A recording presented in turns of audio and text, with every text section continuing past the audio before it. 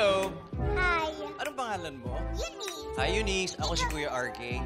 Ikaw pala. Gusto mo ba ng...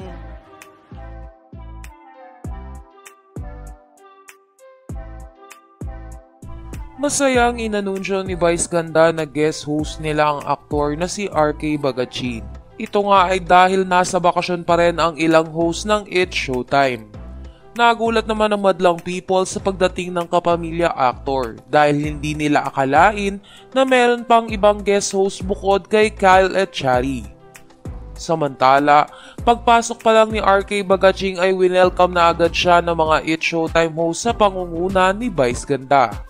Pagpapakilala ni Vice kay RK, at ito pa, punong-puno tayo ng bisita. Welcome lang tayo ng welcome. Ito na, bukod kay Kyle meron pa tayong isang papakilala. Let's all welcome, kasama natin siya buong isang araw.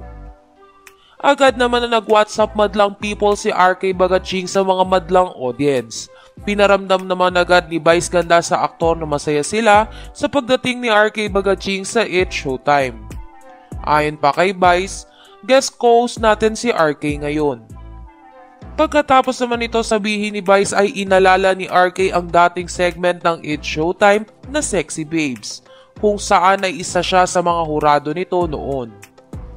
Sa kabilang banda, pinasample din ni Vice si RK sa It's Showtime. Game na game naman na humataw ang aktor sa naturang show. Makikita naman na nasasabayan ni RK Bagatsing sa pag-hosting ang mga It's Showtime hosts. Dahil nga hindi na rin bago dito ang lumabas sa nasabing noontime show.